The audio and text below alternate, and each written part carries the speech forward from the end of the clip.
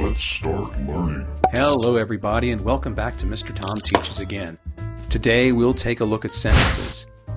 In particular, we'll look at sentences and the correct way to write them. One of the things we learn is that written English and spoken English are different. Spoken English is very casual, and even if we break some rules of grammar when we speak, we're usually understood. Here's an example. I saw Jen waiting on the school steps for her mother to pick her up. If I say that to you, you understand me perfectly. But if I write it out, there's a problem. For her mother to pick her up is not a complete thought. Why not? Well, when we write in English for a formal reason, say in a letter, or part of an assignment, or for an online magazine or blog, we need to follow certain rules. And one rule is that we need to write in complete sentences. A sentence is complete when it has a subject, a verb, and expresses a complete thought. Here's a sentence. After the tornado, the barn roof lay in the field. We have a subject, roof. We have an action, lay, and the thought is complete. We know where the barn lay, in the field. Now, take a look at this. After the tornado, the barn roof in the field. It's missing something, right? It's missing an action. What did the barn roof do after the tornado? We don't know. The words, after the tornado, the barn roof in the field, is not a sentence. It's a sentence fragment. It's a couple of phrases or groups of words that together don't make up a sentence. How could we fix it? In this instance, we'll add an action or a verb. Put the verb lay after roof, and now we have a complete sentence. After the tornado, the barn roof lay in the field. Now we have all we need for a complete sentence. A subject, a verb or predicate, and a complete thought. Now, here's a different type of error to look at. Choice of camera was difficult. There are many great models on the market. That seems a little long, right? Let's take a look at this example. Here's one idea. Choice of camera was difficult. Here's another complete idea. There are many great models on the market. What's wrong here is that we have two complete ideas pushed together as one without something separating them. This is a run-on sentence. How can we fix it? Well, there are 4 ways. First, make them 2 sentences like this. The choice of camera was difficult. There are many great models on the market. See what we did? We added a period at the end of the first thought and a capital letter at the beginning of the second complete thought. Now we've got 2 complete sentences. Cool. Yeah. Our second way to fix this is to add a comma and a conjunction. We can use a coordinated conjunction like and, or, but, so, yet, or nor.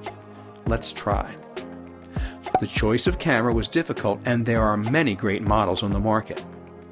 Now we have 2 standalone or independent thoughts connected correctly with a comma and a conjunction. Third, we can use what's called a subordinating conjunction. A subordinating conjunction would be a word like since, because, though, after, unless, or until. Let's try the same group of words with the conjunction because. The choice of camera was difficult because there are many great models on the market. Now it makes a lot of sense. Whoa. One last way to fix things up. We can use punctuation. We can connect 2 independent thoughts in a sentence without a conjunction if we use a semicolon. A semicolon looks like this. Let's try it. The choice of camera was difficult. There are many great models on the market. Now we have 2 standalone or independent thoughts connected correctly. Great job listening. Now let's look at some sentences and see if we can recognize fragments and run-ons. Look at this one. We left Jay at the ice rink. Complete or fragment? Right, it's a complete sentence. We have a subject, we, a verb, left, and it's a complete thought. How about this one? to discuss where the game will be held. Complete or fragment? Exactly. It's a fragment. Something is missing. Who is discussing? Let's fix it. We could say, the coach will discuss where the game will be held. Now it makes sense. It's complete. Super.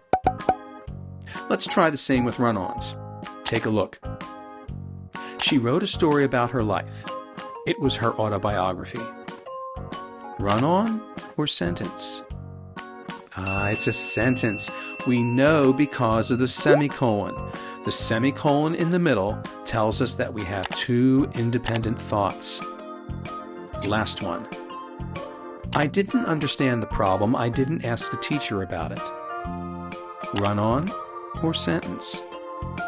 Yep, it's a run-on. We have two complete thoughts. I didn't understand the problem, and I didn't ask the teacher about it. They're not separated correctly.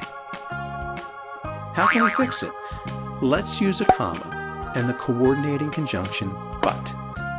I didn't understand the problem, but I didn't ask the teacher about it. Now it's fine. Yeah. Let's review. Let's review what we've learned. In written English, we need to be aware of certain rules so that our writing is easy to understand.